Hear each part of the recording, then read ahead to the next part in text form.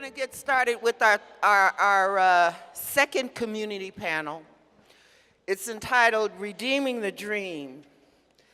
And when you link education, employment, wealth, you know, the ability to survive in the United States of America, all those things are interconnected, interrelated. And we know, as was said earlier, that by 2020, 74% of Colorado's jobs will require some sort of post-secondary training. So education and economic issues are intertwined, interconnected, because the achievement and opportunity gaps, the levels of attainment, significantly impact employment and economic opportunities for the young people in our community. And it's sad to say that I think the school to prison pipeline gets a lot more attention, gets a lot more funding than the school to career and college pipeline. And that's a problem. That's a problem that we have to correct in this state. So we're going to talk about education, economic opportunity, how do we redeem the dream, how do we provide more opportunity. And I'd like to turn it over to my good buddy, who's been very helpful in pulling this together, Dr. Dorothy Hayden-Watkins.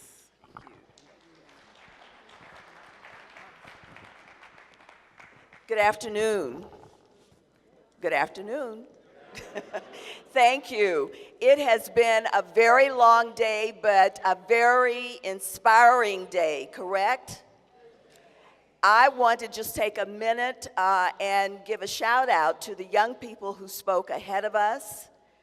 We are asking everyone to stay within the line, so to speak, in terms of the format, but I think we have to give acknowledgement to the spirit and the energy and the presence of those young people, because they are here and will be the ones taking us forward. So let's say thank you to them again. I'm delighted to be here working with Dr. Bailey, with Sharon, my good buddy. I'm delighted to be on the stage again after 50 years.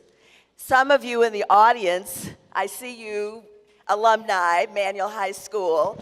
Some of you were here with me 50 years ago. Of course, I was just a baby, as were you, but I'm glad to be back today in this role of facilitator to talk about something that is very near and dear to my heart and yours, and all of the esteemed panelists on this stage who have taken time from their very busy schedules and their very important work in the area of education and employment, economics, and wealth generation to bring the depth of their experience, their expertise, their commitment, their energy, their insights, their perspectives to share with you, because you are an important community. You are our community. And I am very appreciative of the panelists and you for being here and taking the time to listen. And we also want to listen to you. There are so many things I'd like to share with you, but rather than detract time from the panelists, what I'm going to do is to give a brief introduction to each panelist, which will be a segue into their initial remarks about the topic of education and employment, job opportunity, economics, the bigger picture. And then hopefully we will be able to have an exchange between the panelists, a sharing of ideas. They have much to say and to share, but they too will be limited, please gentlemen. And we are all gentlemen except myself today. That is not the way it was scheduled. Our CEO of the Black Chamber is unable to join us. And the chairman of the Education Committee for the NAACP Colorado and Wyoming is unable to join us. But I'm sure you are still going to engage with us and are anxious to hear what our panelists have to say. So again, thank you, the Honorable Regis Groff, the Honorable Gloria Tanner, all of the people who are behind this effort. Thank you, John and Sharon Bailey, for all the work you do. Would you just join me? I know it's been done. They are the wings, what is it? The wind beneath our wings in this community in terms of doing the behind the scenes work to keep good things happening in this community. Let's give them a real big round of applause. Thank you, Dr. Bailey. Thank you, Mr. Bailey.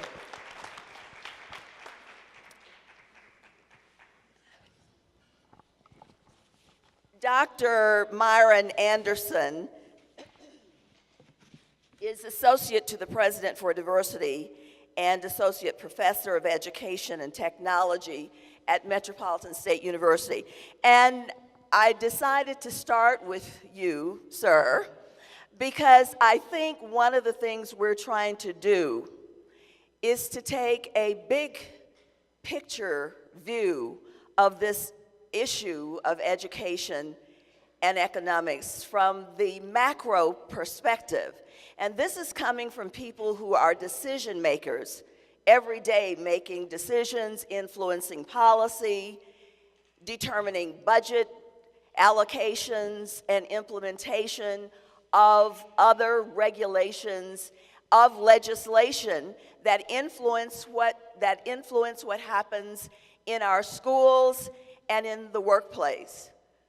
They have insights that you want to hear and can benefit from. We don't have time to talk about the whys and wherefores, so I've asked them, although that's a very significant topic, and there will be an opportunity for folks to tell their stories. You've read the study. I've been remiss in not mentioning that we appreciate I9 News Network for the research that you've done. As someone else said, you have given us the data, the statistics, the evidence, if you will, which reiterates what we know from experience. But it does have a different kind of impact, and that's the springboard from which we're working today. So Dr. Anderson is going to give us the big picture, and I'm going to ask you if you'll talk a little bit about the issue of looking at the topic of education specifically, but also education as it leads to economic independence from the perspective of a diverse view, not being limited or narrow in the traditional approach or compartmentalizing those two necessarily. What is it that you would recommend we consider as we determine how we might be able to close that gap, but even more importantly, in the 21st century, where do we need to be trying to get to in order to realize our fullest potential as a community as well as individuals? Dr. Anderson. Thank you very much. Well, thank you, and I'm so happy to be here. I was glad to be able to share some of my time and some of my thoughts in my experiences while working in higher education. I've been in higher education for approximately 20 years, and I've been in a lot of levels and a lot of aspects of it, from staff and classified staff and administration, and as a tenured professor as well as an administrator in my current role. That's a big picture and a big question there. I had all these notes for another question, but that's okay. No. Do that one too. But I definitely want to share with that. I actually had an opportunity to speak at a town hall meeting in the past, and we were talking about education. And education is an equalizer, and I'm sure many of you have read and understand and experienced the equalization of education. And I know I've been fortunate in my life to have that equalizer. But along with that educational piece, there's an application piece that comes in play with it, and you need to be able to apply that education. One of the questions or the points you alluded to was in reference to the economic impact. Well, the data reflects that a person that graduates from college impacts the community by $1 million throughout their lifetime. So the community should be really wanting people to be educated because there's a return on that. It's really a win-win from many factors. One win-win is the person that gets educated. They're able to increase their earning power, and they're able to make money and maximize and support their family. There's another win there where it affects a generation. When one person goes to college, you'll be surprised when little brother and little cousin, and then also you may talk about other family members that see somebody graduate from college, and it impacts them to where they say, hey, maybe I can do this. I can go to college. So now you're having a cause and effect on a generation, and that's important. Then there's the economic piece, where people in the community get to experience that. People are working and paying taxes. I know this piece doesn't necessarily help you individually, but that does affect the community piece. So everybody has a win-win. So really having an educated community, an educated society really benefits everybody. And that's why it's so important to do that.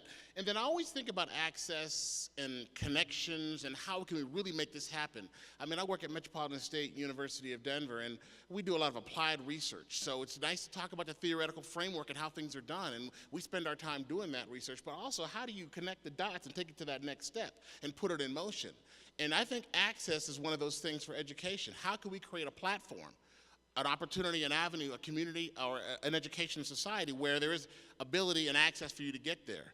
When you put that in place, you're looking at a lot of connections. One, K-12 has to be connected to higher education. We probably need to do a better job of that.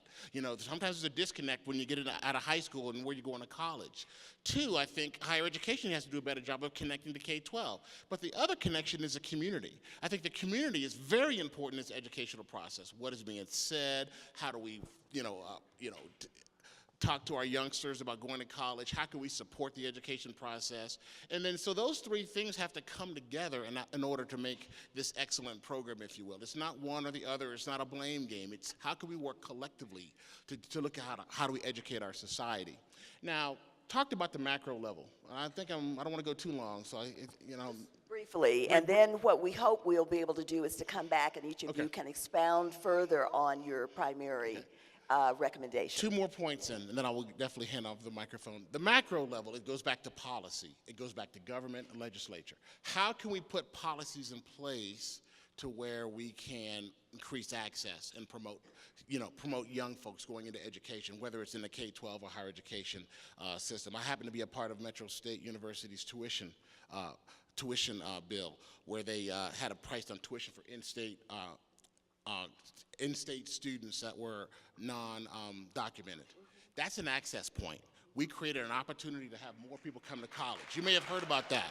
And that, to me, is application, it's understanding a theory, and then how do we generate access? We also have a fair, if you will, tuition rate for all students to come to Metropolitan State University. And we want to have a fair rate because it's about access. So I just want to, that's all I wanted to say for now, but just to let you know that access at the macro level goes back to the policy. Thank you very much. And this idea of information, knowledge being power, having information and having access to information, the dual responsibility, the role of the institution, the role of the community, our individual responsibility to know what is available, and your responsibility to help make it accessible, especially in communities that are underserved in so many different areas.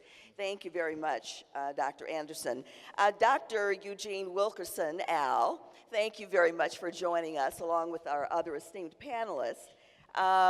Do we only have 2 microphones, or is there a third one? Okay, bear with us.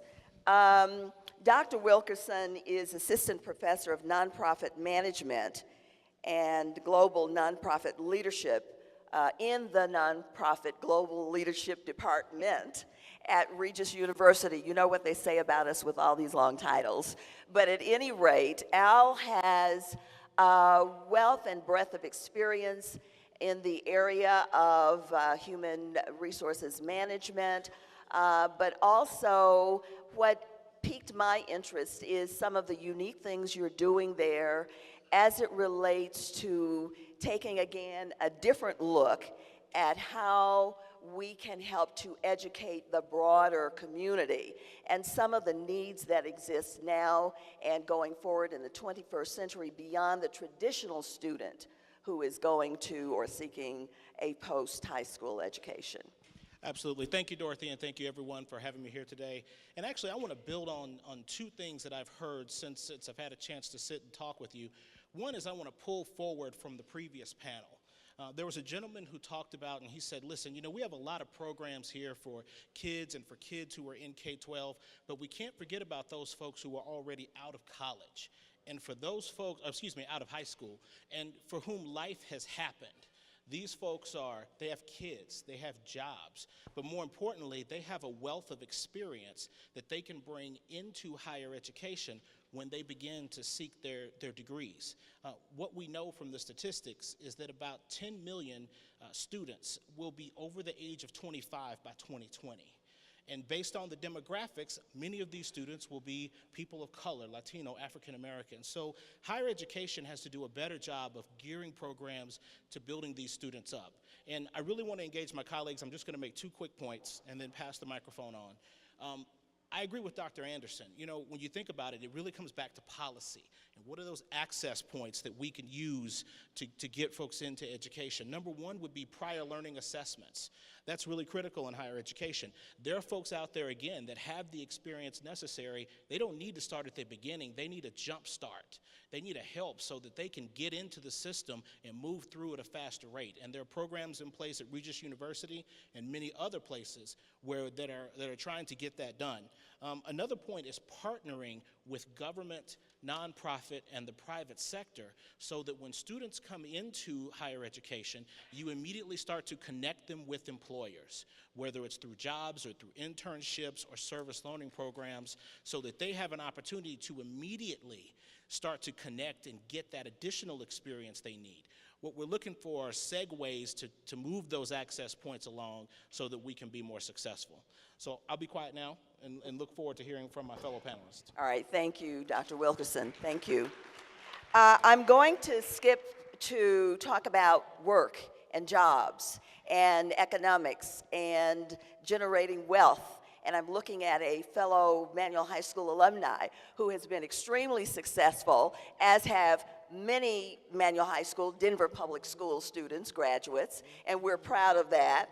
And we want to continue that, but we want a larger group of people to have that experience that we did. So I'm going to ask Mr. Murray, Lynn Murray, thank you, Antoine, to talk about a very, in my estimation, a very innovative, unique experience that he has had in the world of business. It's not new generally, but it may be new to us, communities of color, in terms of options and choices and opportunities beyond the borders of the U.S. and non-traditional areas of work, and what the prep has to be successful in those areas. Mr. Murray, Lynn is the COO of Diaspora Mining Company, and he has done, yes, I'd say yes too, so many things in marketing and in business development. And one of the things that impressed me is that other nations are reaching out to him to help them do what I think we need to be thinking about doing here in the States with young people, with people who are coming back into the work world. As you said, Dr. Wilkerson, life happens, so maybe we need to have different kinds of options at different junctures for folks and look beyond, Dr. Anderson, the traditional scope, be more diverse in our perspective, our ideas about what's out there. So please, Leonard, tell us what you think. Okay, I'll do that. Thank you, Dorothy. For the last 10 years, I've been in and out of Africa, West Africa, and I saw Dorothy a couple of weeks ago at a reunion, and she cornered me, and she said we needed to have a sidebar. I said, what's a sidebar? Why is she saying that to me? And she asked me to be a part of this, and I'm glad she did. Thank you.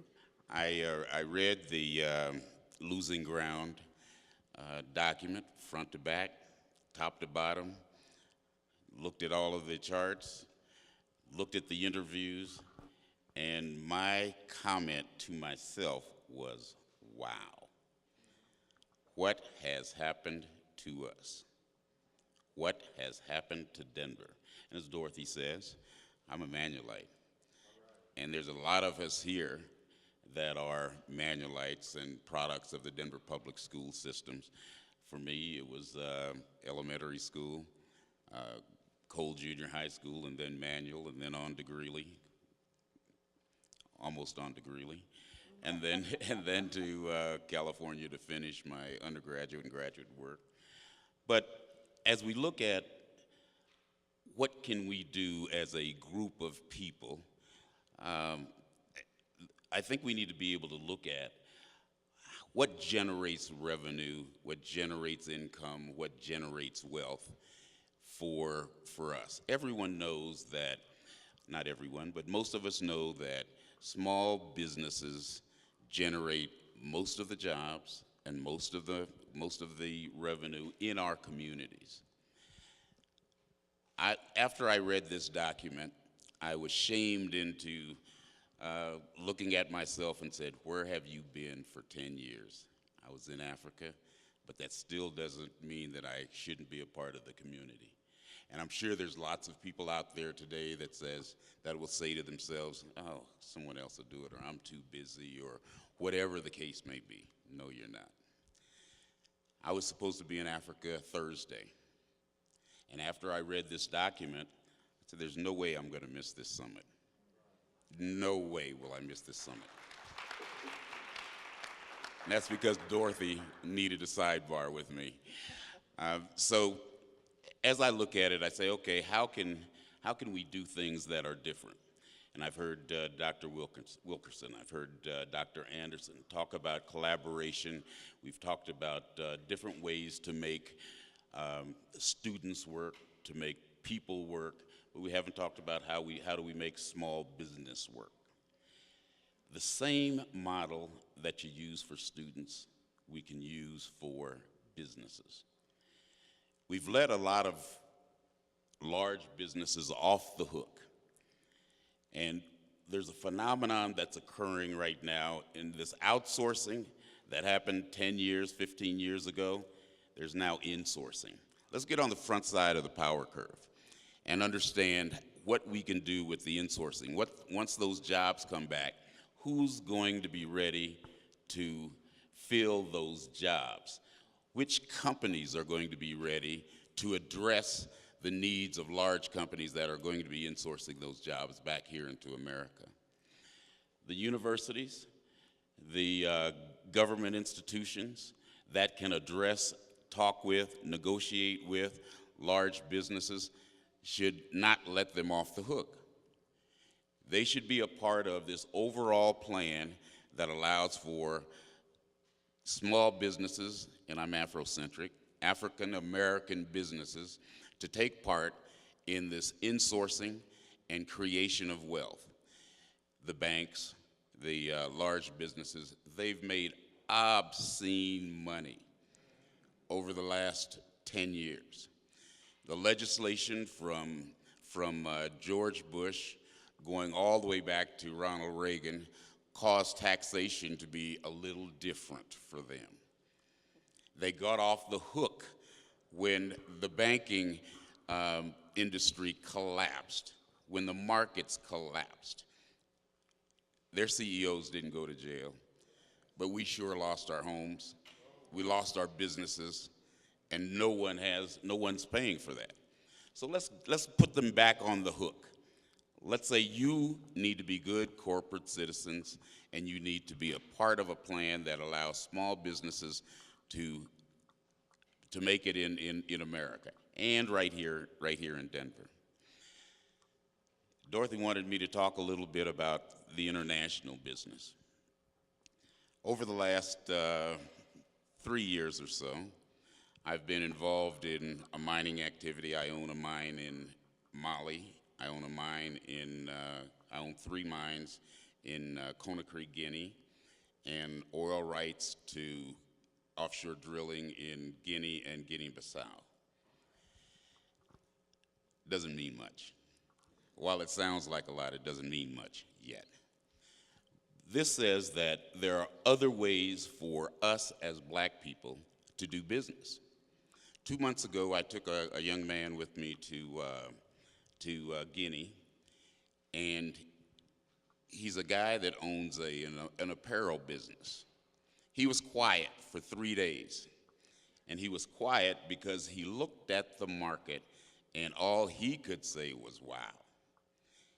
He could make millions of dollars per year just selling apparel in one city. So how do we engage our students? How do we engage our businesses to begin to work outside of the confines of America? If you look at a small business, the way that a small business can grow is not with the regulatory issues that are here in America, not with the market that's here in America. I have to tell you, there are markets in Africa where people look like you and me, where people in every city in a major country has more than 5 million people there. They're larger than Denver by any stretch of the imagination. And there's a growing middle class there. They can afford anything that we want to buy, that we want to sell. So let's try to put together some educated way to expand the international market. Don't just look at the United States. The market is much, much larger than that. And we have easy access to those markets. They want to buy from us. They want African Americans to be involved in their economy. And I'd love to talk with anyone else that would like to be a part of it. Thank you very much. Thank you, Len. Thank you. We are very, very pleased to have the superintendents of two of the largest school districts in the city, in the state actually, and we are anxious to hear what they have to say. We've read a little bit about what is happening in the Denver Public School District under Mr. Tom Boasberg, and I looked at some of the scores in reading and math and writing that have improved the 5 years you've been at the helm. We know that Superintendent Munn is in his first year at Aurora, but has a very impressive and diverse background, so we know you are going to be doing some very relevant and interesting things with some concrete, observable, measurable outcomes in terms of helping our students prepare for the kinds of opportunities and challenges that these gentlemen have been talking about. So, Superintendent Boasberg, would you tell us a little bit about what's happening in the Denver Public Schools in terms of how you see what you are doing or intend to do to help move us forward, not just close the gap, but to help prepare young folks for the 21st century? Thank you, and thank you for the opportunity to be here and part of this discussion today. And I think the focus of the discussion, the way you started out, is exactly right, which is how do we educate our kids to have the kind of economic opportunities that we want them all to have, to truly be able to have the best jobs, to compete in an increasingly global economy, and to truly gain ground economically. If you look at today's economy, it's a knowledge-based economy, right? The kinds of jobs that are going to be there that are going to lift people in the middle class and have them have strong economic opportunities are knowledge-based job opportunities. So when we look at what our goals are for our students, they're unequivocally that we want every one of our kids to graduate from high school and to graduate prepared for college and for career. And the kinds of careers that folks are having, even if they don't go to college, are still intensely knowledge-based, whether that's in the healthcare field, for example. These jobs are knowledge-based jobs. And on that critical measure, I'm pleased to say we're gaining ground. We've got a heck of a lot more ground to gain, and I'm going to talk about that. But if you look just the last 5 years, we've got over 1/3 more of our African American kids graduating high school in 4 years than we did 5 years ago. In that time frame, among our African American kids, we've cut our dropout rate in half, right? That is critical to keeping our kids in school and on that path to graduation. And one of the ways we've done it is obviously have better academic opportunities for our kids. The high school, neighborhood high school in Denver with the highest rate of graduation is Martin Luther King, right? And part of the way they do that is by challenging their kids. Every single student who graduates from Martin Luther King must take at least one college level course before they graduate. And many of them take multiple college level courses before they graduate.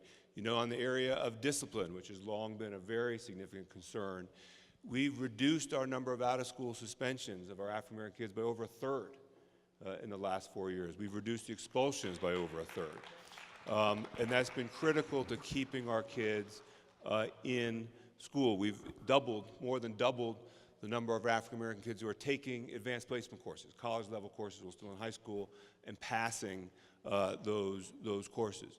So progress. But I think across the board, we're not gaining ground anywhere near fast enough.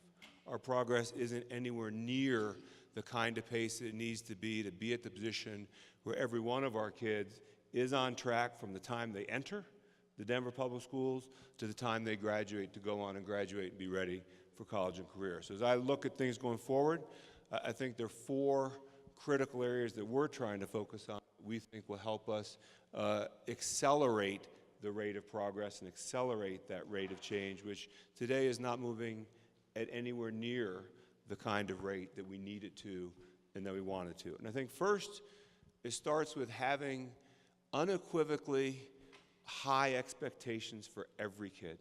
That every kid who comes to us, doesn't matter where they live or how much money their mom or dad makes or color of their skin, they've got talent and they've got potential. And they got dreams, right? Every kid you talk to, 2nd grader, 5th grader, 9th grader, they'll tell you. To make sure that we have that set of high expectations for every kid and challenge them and push them to achieve. I think secondly, it's incredibly important that we start early. That many of our kids come to us in kindergarten already 2 years behind middle class peers, for example, our kids in poverty. And the fact that we as a state don't even offer full-day kindergarten, that's wrong. And it's critical that we offer full-day kindergarten for all of our kids. But not just that, every 3- and 4-year-old in this city should have access to full-day preschool. And the voters of Denver last year approved a new measure which is going to mean 1,000 more 4-year-olds in poverty in this city will have access to full-day preschool. There's an initiative on the ballot this fall, Amendment 66, which specifically funds full-day preschool for 4- and 3-year-olds for every kid in poverty in this state.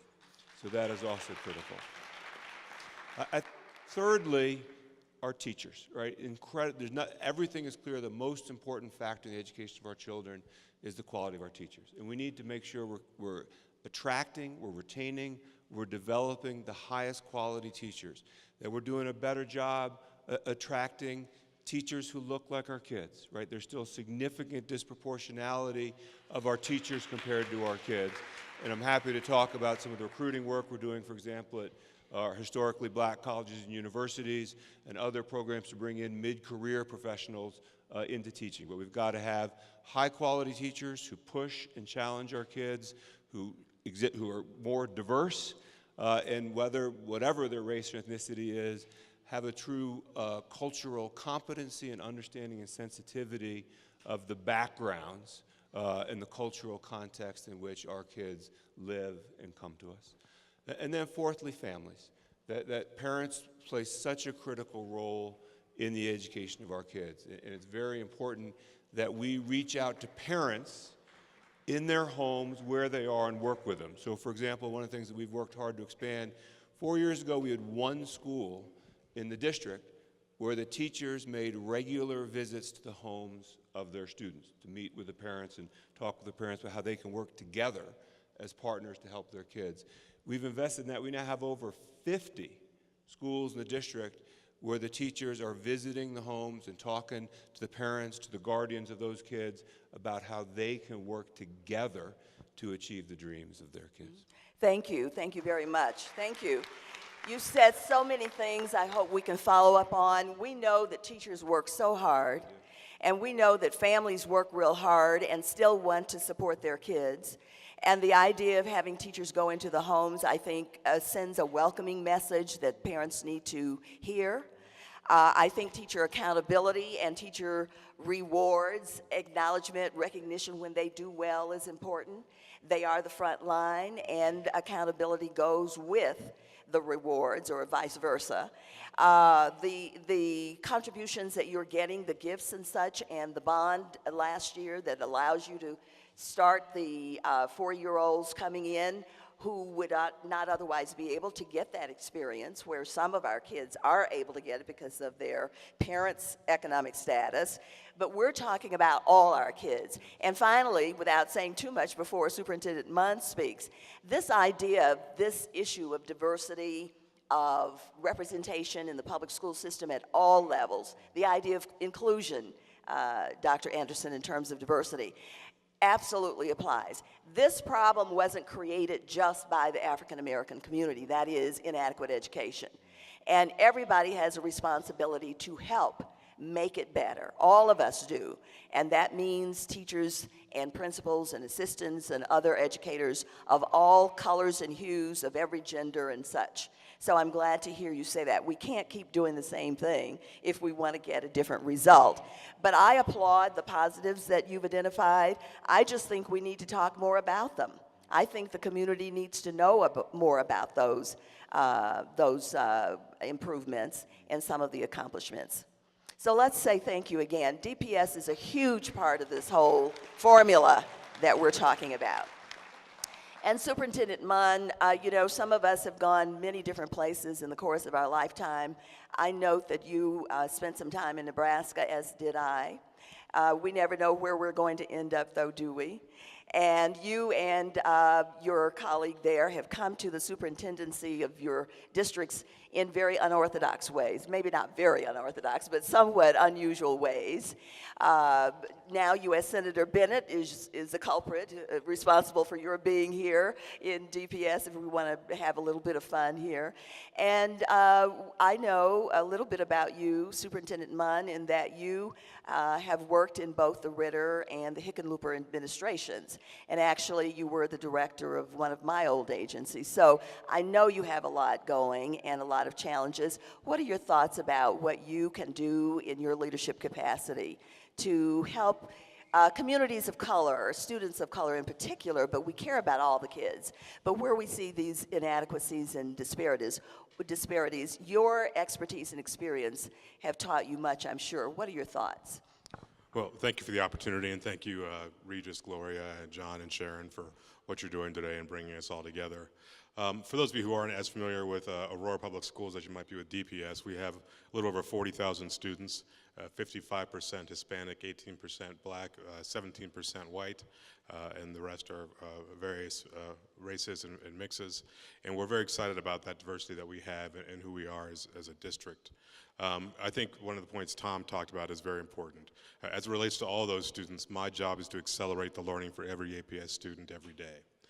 And the idea that it's not just about increasing achievement in our district, because we're at a point where increasing isn't good enough. We need to accelerate that learning for all those students, and particularly as it relates to places where we have significant achievement gaps, which unfortunately we do.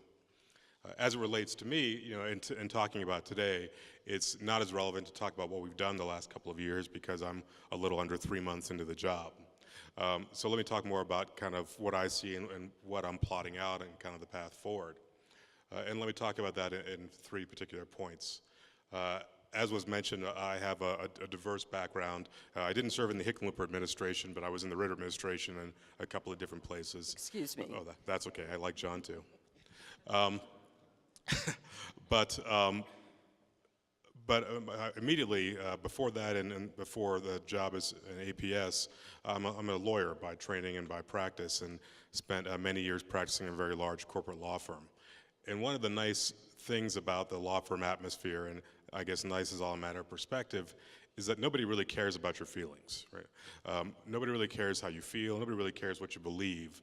It's an atmosphere where they care about what you can get done, and they care about the quality that you can get it done.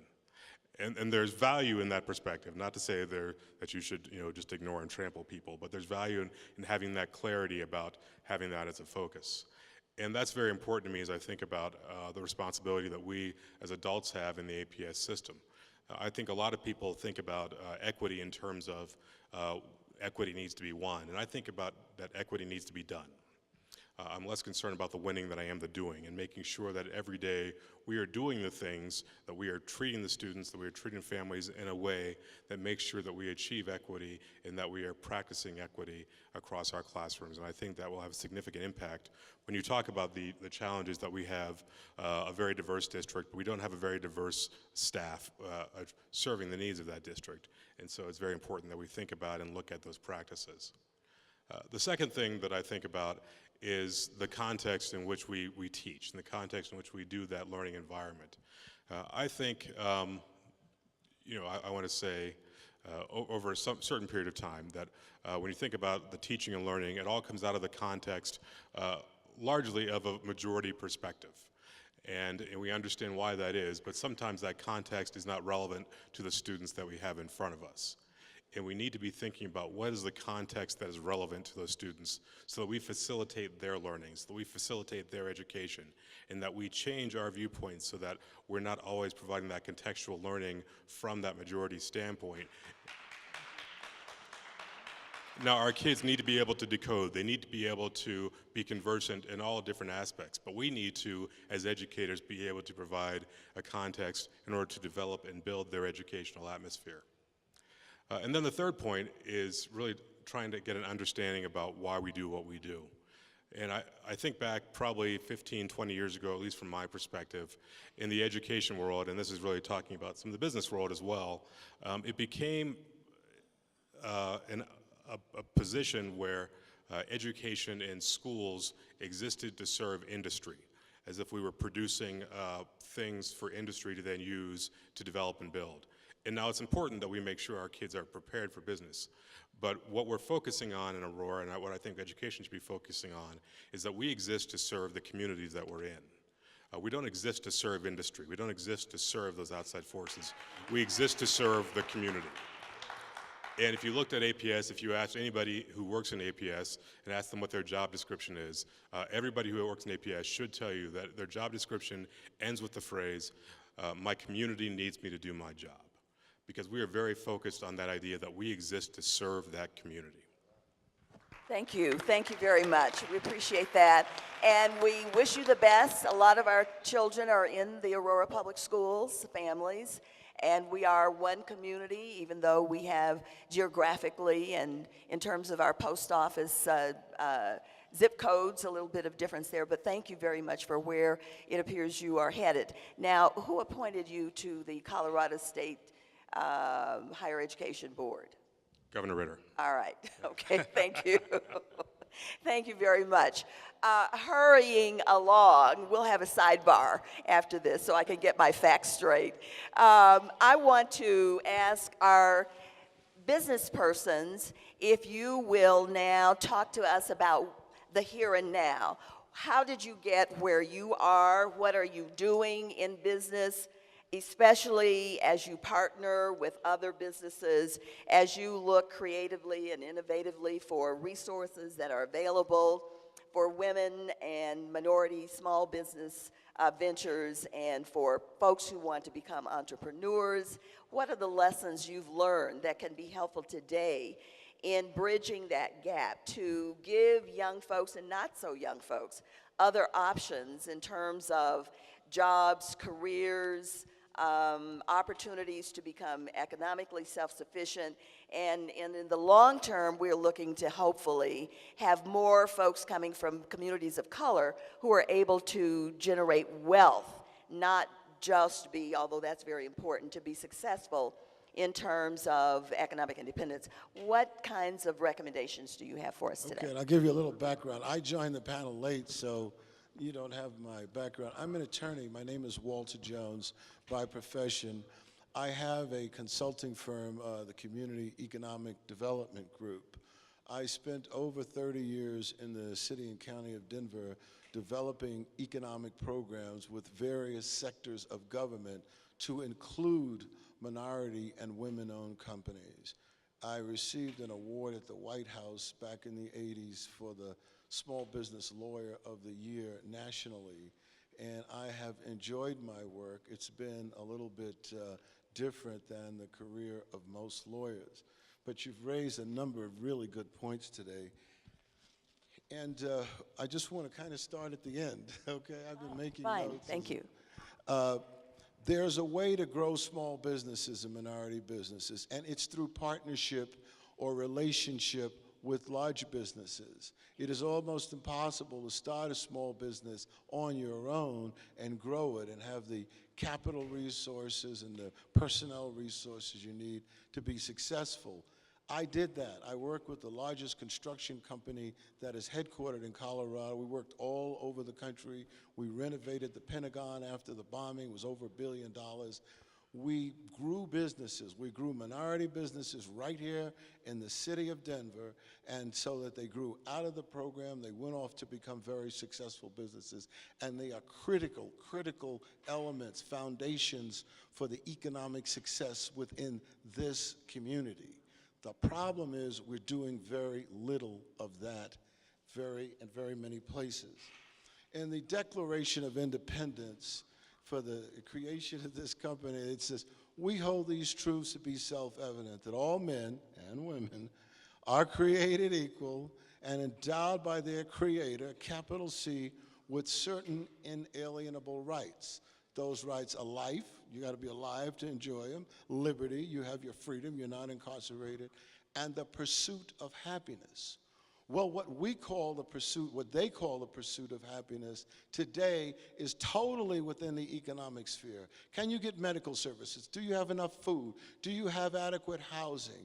Can you grow? Are you successful within your family? All of that is tied up in the economic sphere.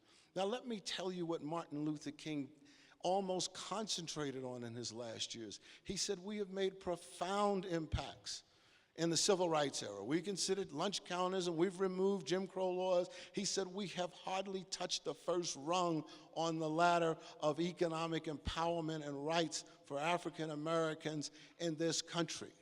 So we failed to get the most critical element, and then we stopped because we thought, oh, well, we have all these laws. Now, there are laws that should guarantee our economic access to the system. They are violated almost completely. Let me give you a few instances. The Veterans Administration is building a $1 billion hospital right at I-225 and Colfax Avenue. They don't have 1/2 or 1/10 of 1% African American participation in this hospital, and probably similar numbers with the Hispanic community. What they've done is the federal government has a law that says you will maximize minority business participation on these projects. The federal government came out to this community, spent that money, and they've contracted it out, and they've done nothing, even though the law is there and they can implement it to do that. The stimulus program. You heard a lot about the stimulus program. You heard our president say jobs, jobs, jobs. Well, there are hardly any African Americans in what the president calls infrastructure. That's highway. That's what we call horizontal construction. There are almost none. We visited one of the congressional offices, Bob Alvarado and myself, to say, look, the highway industry is a very discriminatory industry. The president is putting this money out in the community to put people back to work. Nothing was done. The money came into this state. African Americans got little to no jobs with the stimulus money. In fact, they just came out with a statistic this week. And you need to listen to this and not go, well, Barack Obama's our guy. We need to make this system accountable to the citizens. 95% of the income that has been generated during this administration has gone to 1% of the people. Do you hear me? We bailed out banks. I watched a 60-minute show where they had people in some office in Florida that were forging signatures on foreclosure documents, forging the notary signature on these documents. These are federal crimes. To the best of my knowledge, no one has been tried. No one has been brought to trial. So what's happened is We bailed out Wall Street. These people are making tens of millions of dollars a year, but there are no new jobs. The African American community is in the same state it was, only worse. Between 2007 and 2011, the African American community, now listen to me please, we lost 50% of our total wealth in this country. All of that work from the civil rights movement to now is washed down the drain. The Hispanic community over that period lost 60% of their wealth, mostly tied up in homes and real estate. Nothing was done. Excuse me, if we can get, thank you very much. If we can get through the statements, Dr. Bailey, can let me know if we're going to have any time from the audience. I appreciate your concern. May we, go ahead, please, and finish your statement, please. So, please, Attorney. I'll get more to the point. Just if you. Finish my notes, okay. Yeah, Let and me just then say- we hope we will have a little bit of time Yes. for dialogue. We don't want to miss some of these kernels. These are some key issues. Thank you. Okay. Thank you very much. I grew up in New York City. My father was an electrician. He couldn't get in the union. There were ethnic groups that came into New York, built their communities, they thrived, they survived, they did well, they integrated into the economic community. That opportunity has not been afforded African Americans and Hispanics. So when we talk about, well, what's wrong with the kids in school? Their parents have no jobs. And so they're despondent. Well, what happened to the dad? Well, the dad couldn't get a job, and he finally left home broken. So what we need to talk about is all of the stuff that we're talking about. Construction, you cannot export a building. So we should be going into the construction industry. You mentioned that a lot of the immigration is in IT. They're coming from India and Pakistan. Why aren't we training our people in IT? Okay? Okay. Well, just two more, a All couple right. more points. If you can hit the points, and then we'll elaborate Okay. a little bit later, if possible. I work with the city. They're doing it. They've just completed a disparity study to overcome these. This kind of cooperation that we need to bring our community, to build the economic infrastructure of our community is not a hostile act. We can do it cooperatively. I did a study for Denver Public Schools back in 1988. This public schools were only doing about 2% minorities and women business opportunities then, or contract awards. We went up to 23%, but somehow or other, in the last several years, the program disappeared and we've drifted back down. We've had a number of conversations with DPS. I think that they will lead to some positive change, but we've got to seize upon what we have. The city of Denver is looking at billions of dollars of development, of road work, we're not involved in that. Stapleton Development was built in the middle of a community that was 65 to 70% African Americans. We did not get 1% of the economic benefits of that development. So Attorney Jones is going to help us. This isn't the end. We're going to go, Dr. Bailey has assured me that we're going, and the sponsors of this event are going beyond the discussion. The rhetoric is great, and this is not rhetoric. This is detail. This is fact.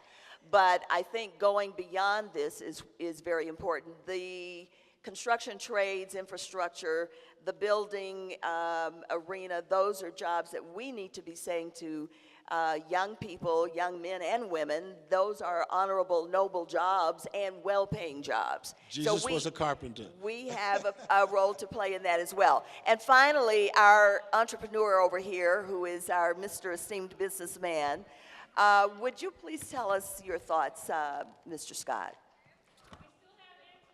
Yes, we haven't forgotten. Listen, we are saving. Antoine is the pièce de résistance. He and I have talked, so just bear with us. He's got something really very special for you.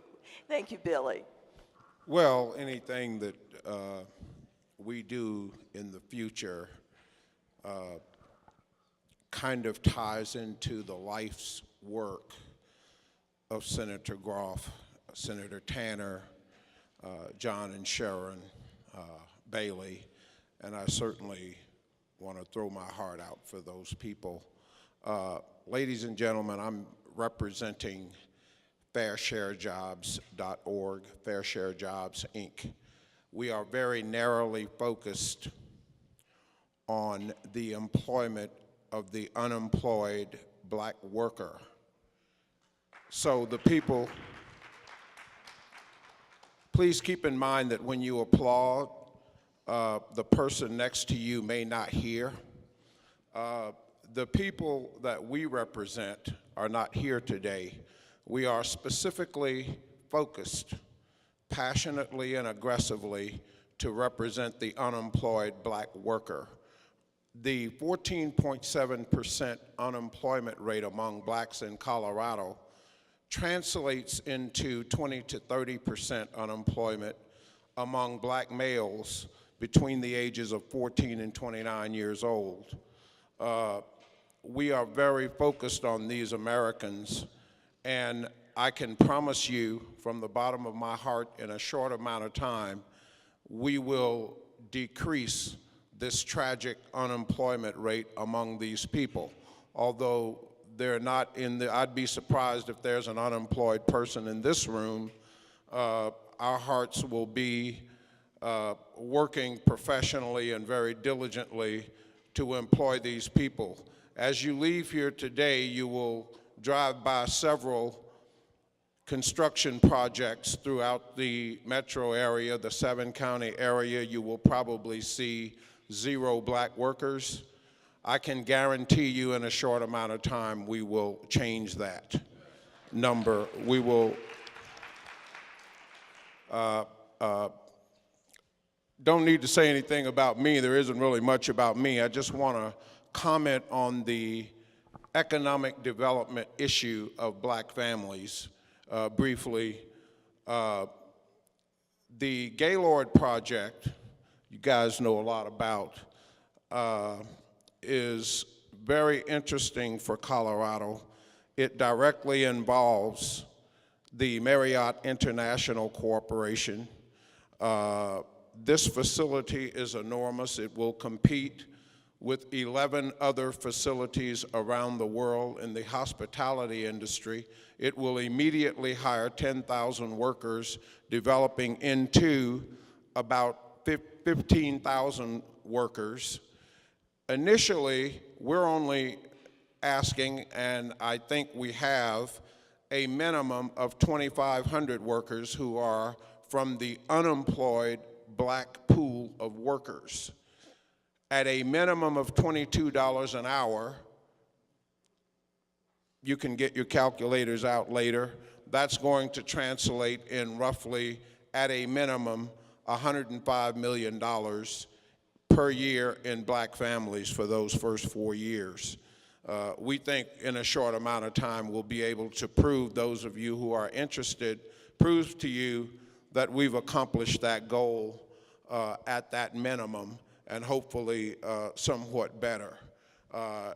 The economic development issue is where we are. We really need to make it clear that we're not black activists, we're not black power people or racial people or political people. We have no interest in politics. Our interest is narrowly focused on hiring the unemployed black worker. I want you to understand, thank you, I want you to understand, ladies and gentlemen, it is very interesting, it's important that you have the 2 major superintendents of schools here in Colorado. And where my interest is, these pool of workers that we represent are going to come out of high schools. Since these superintendents have been born, and probably after they retire, the most ostracized, the most criticized human beings in our public school systems happens to be the high school black teenager. And I've found that neither the large portion of blacks or whites ever address that tragic issue. And that is an issue that we see very important to our goals as far as hiring people, how these kids come out of high school.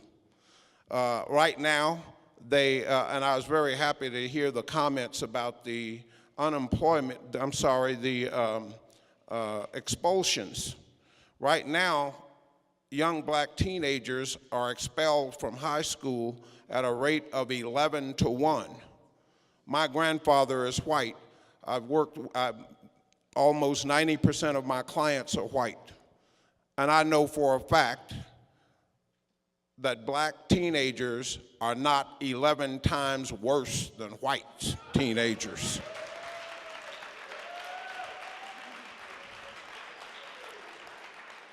Thank you, and I don't want to say that as a racial position. Thank you. I want to say that as an economic issue.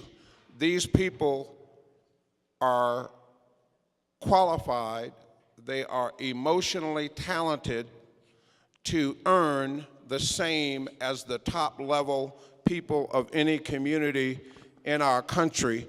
And I just want to say a couple of last things, ma'am. The black teenagers of Colorado are not disinterested. They are dispirited in a lot of cases. And we are proud to represent them. We are proud to represent unemployed workers. We see them as coming from the same pool as young black kids of our past. And I'll just use this very brief example and hand over the microphone. There was a time when the post office, FedEx, UPS, the airline system, commercial airlines, all of the travel was done by a locomotive. The locomotive traveled 50 to 100 miles at a time, and then it stopped and was cooled down, re-oiled. The invention of the oil change by a kid named Eli, very young black kid, devised a method that these oil pans could be used in conjunction with the engine and its operating system with a different kind and a different way of lubricating that engine. And in a short amount of time, these engines became capable of going 500 to 2,000 miles at a time before they needed to be cooled down. This impacted the future of the United States of America and the world tremendously. So much so that those engines became perfected in 25 months. This was so many years ago. Some of your great-grandparents don't remember this, but I can tell you, even to this day, when someone thinks of buying something or using something that works perfectly, when we think of Eli McCoy, they still refer to these beautiful, perfect working engines as the real McCoy. There are thousands and thousands and thousands of Eli McCoys among our black community today.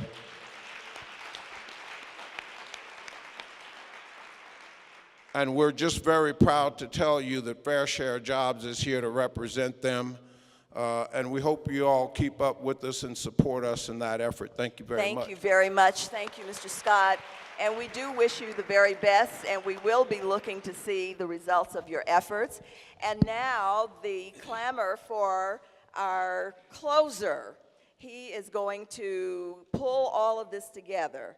Antoine and I had a little bit of an exchange, and you know him, or you will be learning more about him. One of our individuals on the panel who's giving us that intergenerational perspective, along with several others. A thinker, someone who has analytical skills and the ability to pull the fine points together. The work he's doing at the University of of Colorado, Denver in urban community teacher education and so many other things he's doing with the public schools, the Denver public schools, I think is admirable. So you will have the last word if you will pull all of this together and leave some thoughts for us. I don't know if I can pull it all together, but I'll try. First, Thank you you all for being patient and waiting through all of these comments. I can only imagine how overwhelming it could feel to hear so many statistics, some positive and some negative. So I appreciate that. I'm going to start, though, slightly differently because my mind doesn't necessarily work around statistics like I do research, but numbers aren't necessarily convincing, interactions are. And when I got here this afternoon, I was sitting in the back with my friend Richard. A lady turned around. Her name is Faye Wilson, I think is her name. I think she still may be here. And she asked me to take off my hat. And I took off my hat. But the reason I took off my hat is because I respect her.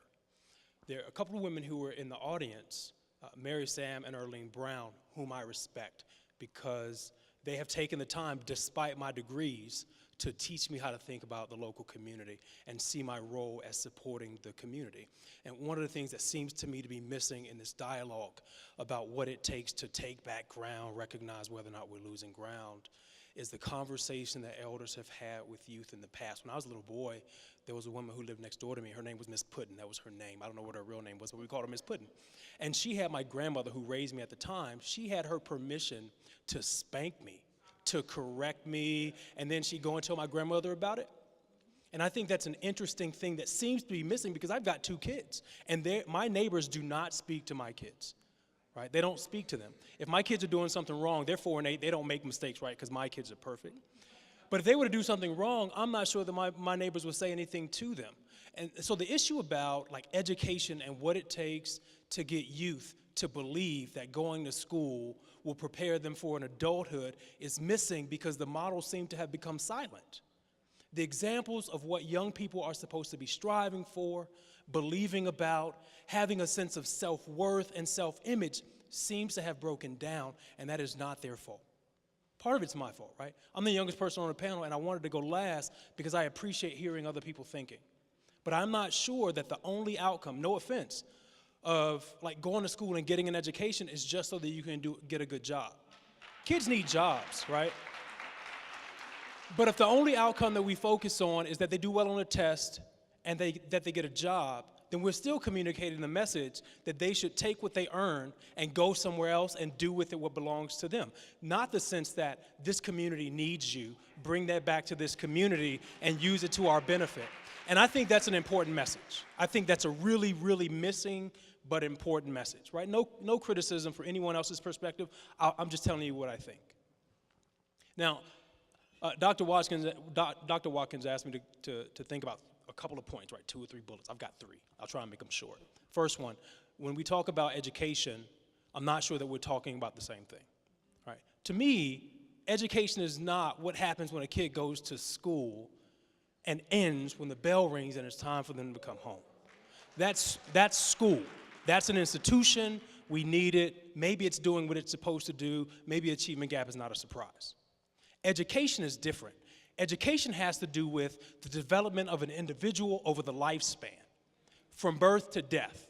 What they learn about themselves, about their community, about their self-worth, and about the people who are around them. So when we talk about, is education working, maybe we should be talking about schools separate from education because kids are learning on the streets, right? Not just from their teachers. I think that's issue number 1. Issue number 2 for me, suggestion number 2, if you see a young person, please look that young person in her or his eye and speak to them. Because if they continue to feel ostracized from adults, they'll think at 18 years old with 18 years of wisdom that they have it figured out. And then when they fail, we will wonder why other people around them didn't jump in and do something about it. And sometimes all it takes is if you're on the light rail or you're walking down the street or you're going to the corner store and you see a young person or a group of young people, that you simply speak to them and acknowledge their humanity because that's what they're trying to fulfill. But if no one is speaking to them and waiting for news reports to tell us what the well-being and the value of a young black or brown kid is, then they will continue to fail. But it's because maybe we've collectively failed them. This is not a critique, right? I'm not Bill Cosby, and I'm not trying to tell black people what to do, but I'm just giving you my observations. Third thing, I think that relationships and building coalitions are important. Now, I believe in accountability. I believe in personal accountability, I believe in collective accountability, and I believe in accountability at the systemic level. Because of that, I think I deserve to be accountable as a husband, as a father, as an educator, as a person on this panel, so that when you see me at Coffee at the Point, or my house in Green Valley, or in a school in Montbello, you can look at me and decide, is that man living the same life here that I heard him talk about, you know, on the stage? But that's because I think accountability matters. But if we're not willing to have conversations with one another, then how can we expect someone else to come in and fix what's broken when we ourselves have not created the knitting and fabric and thread that our kids depend on in order to become adults one day? We can't necessarily expect that. I don't think that's fair. At the community level, I think coalition building is important, because as long as we can continue to complain that policymakers and legislators don't seem to be doing their jobs, but we're not necessarily having conversations with them, if we're not attending dialogues, and if we're not voting, then how can we hold them accountable when things don't go the way they're supposed to go? Right now, there's not a lot of people in this room. And I've seen, when I got on to I-70 off of Peoria Street, like losing ground signs everywhere. So I don't think it's enough to expect people to come to this auditorium, listen to comments, and then go out and save the world. I think what we have to do is have conversations with one another. Last thing, I watch television. I've seen a marketing campaign by the U.S. Marine Corps that shows a young black man, early 20s, walking down the street in uniform and getting nods and smiles and handshakes from people in the community who felt a sense of pride about this young man who'd become a Marine and served his country. Now, here's what I think. I also think it's worthwhile to help our children generate a sense of their own self-image and self-worth by putting in front of them models of people who are local, who are successful. And that way, if we want to have more kids of color becoming school teachers, then maybe we're all talking about, like, baby, you need to be a school teacher so that you can come back and teach in this high school, because this is a high school that you went to. It's not enough to move across the country, get your 2.5 kids, your white picket fence, your 2-car garage, and your finished basement, and think that you've made it because you've left us behind. The message, I think, is supposed to be, hey, listen, we're all in this together. And as much as you have to offer, share that with us. My grandmother, who was 100, she died in March. I'm the only Ph.D. in the family, but I did it for her and for my grandmothers. That was my great-grandmother who passed away. My mom, my wife, my kids, the people in the Montbello neighborhood, DPS, UCD. I feel like I got trained for the people around me, not just so I can have mine, but that's a message I learned from other people. So at some level, the conversation that we have to have is, like, what do we do to increase, like, the small business contracts from major corporations? And what do we have to do to increase test scores? And what do we have to do to close the achievement gap? But I think what we also have to talk about is, what do we have to do as a community so that the children that we produce individually and collectively know where they belong and believe that what they earn, the work that they do, we are waiting on them to bring that back and work with us. That way, Denver doesn't necessarily have to go out and recruit across the country. That can be alongside of recruiting from kids in the city who believe that going to school, going to college, and getting a degree is worthwhile so that they can come back and be school teachers. But that also requires that college becomes affordable. Right? That's another issue. That's not our topic, but I wanted to share that. And Dr. Watkins, that's all I have to say. Thank you very much. Let's give our entire panel a big round of applause. And Dr. Jefferson did pull it together for us, didn't he? Let's give them all a hand. Thank you, gentlemen. Thank you very much.